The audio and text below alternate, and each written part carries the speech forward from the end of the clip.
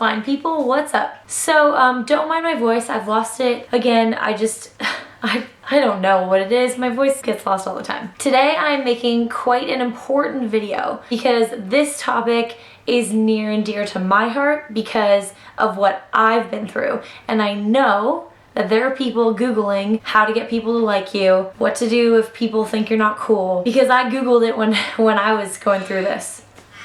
There's some crazy wildlife here, so if you hear random bird sounds that you don't recognize, it's because I'm in Australia. I'm making this video because when I was younger, I did not fit in. A lot of people who think they know me, or even people who actually do know me, might think that I fit in when I was younger because I tried to not let it show that it bothered me. Should I take this off?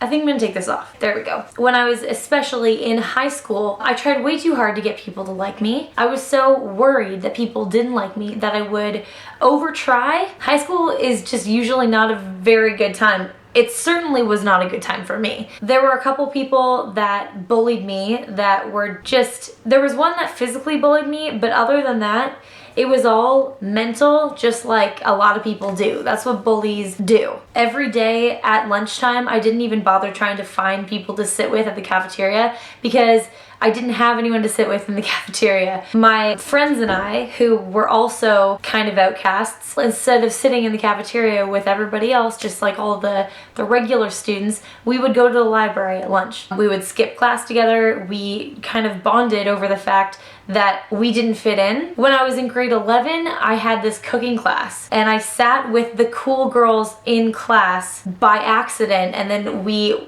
always sat at the same table after that because I don't even know why. We did, but they didn't like me. They actually once, a couple days before my birthday, took a poll right in front of me at the table saying, "Who here hates Geneva?" And everyone put their hand up. And I would go home and think about ways to kill myself. I was always one of the last people picked to be on gym teams. I hated when teachers told us to pick a partner because everyone else would match up with each other and I had nobody, so I would have to go with the last person who also didn't get picked. I very much enjoyed when the teacher put us into groups or partnered us up because I didn't want to face the embarrassment of not getting chosen. All of high school, I just felt like an outcast. I felt like people thought I was weird, and I was weird. Everyone in high school that I didn't think hated me just tolerated me. I was like Jay Leno in that people were fine with having me around because I didn't bother anybody. I stifled my own personality in order to get people to like me, and it still wasn't working, and I felt stuck. I didn't know when it was gonna end, and my sister and I had such a rivalry back then that we didn't even talk to each other in high school either. She had her group and I tried to make it on my own. If you are watching this video because you're subscribed to me, or if you're watching this video because you Googled something along the lines of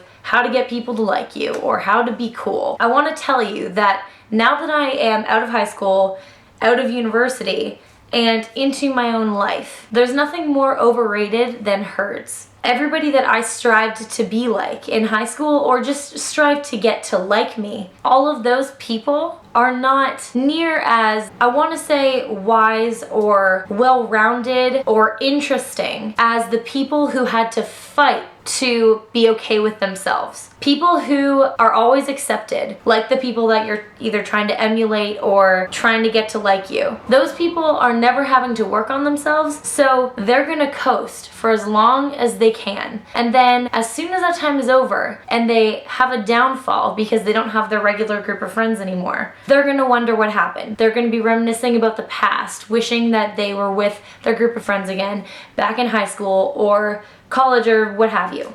College is a different story. I friggin' loved college. What I think most people who are going through this situation, whether it's right now, whether it's going to happen, whether it already happened, a lot of you guys, myself included at the time, don't realize the tremendous power of being an underdog. Let me explain. Being an underdog means coming out from wherever people think they have a hold on you and flourishing and surprising yourself and or surprising others. Being an underdog means people undervalue you, underappreciate you, and underestimate you. This is good for you. The fact that I was an underdog for so many years of my life, in that I'm saying even members of my family didn't think I was capable of doing what my sister was doing, or they didn't think I was as smart or as accomplished as someone else, one of my friends or anybody. My ex's mom, when I was like 18, told my mother once that I had no initiative. People did not think I could do things, and that affected what I thought that I could do for a really long time.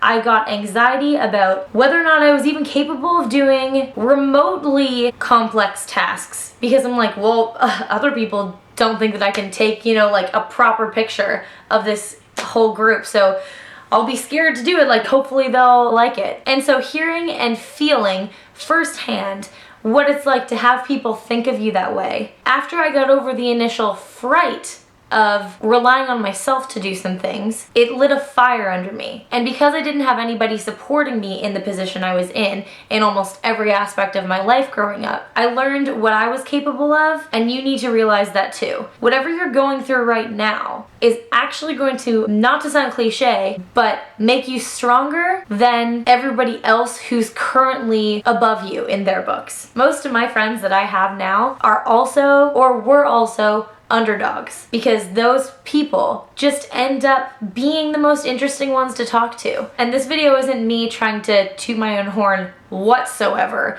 This is just me telling you why being an underdog will help you in the long run.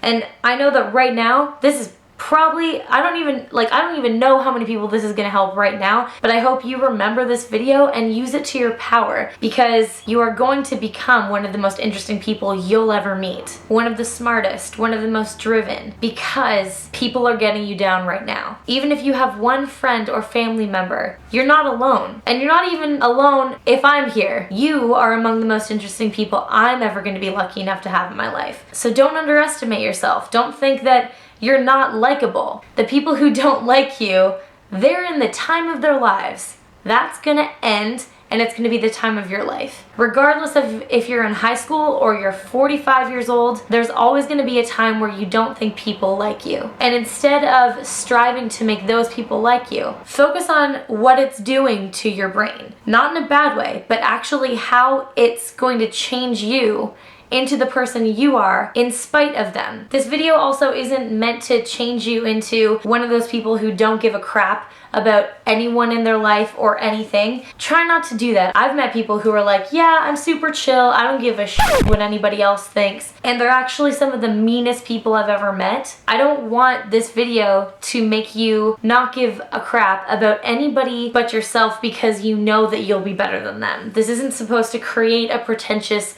or self-righteous human. I don't want that. I think it's important to always treat people the way you want to be treated. I took everything I didn't like about people in the way they were treating me, the way they went about their lives, the way they never desired anything more than what they had, because what they had was, for lack of a better word, comfortable. I took all of that and wanted to be the exact opposite. It's still not right to exclude the people who exclude you. That's being spiteful and not growing from it. If certain people don't have anything to do with your life, screw them. They don't matter. I'm just saying, to really grow from something, it's important not to think of it as revenge so much as a way to get out of the situation you feel you're in right now. Being on the outside is going to, whether you're conscious of it or not, teach you what kind of a person you want to be in spite of them. Be a positive, helpful, inclusive, intelligent, interesting, what have you kind of person because of this. When you get out of whatever situation you're in right now, you're going to be much more well-rounded than everybody else. People always ask me how I can always be so happy and so bubbly and so friendly to people, and it is exclusively because I was an underdog. If someone is a really awful person to me, I don't bend over backwards to make them like me, but I'm very much comfortable with who I am, and I know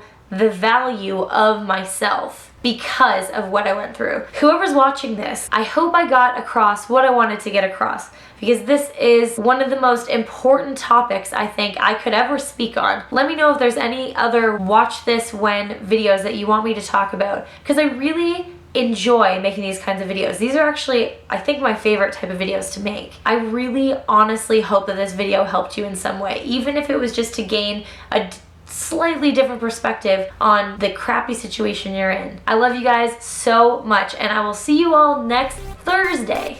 All right, bye.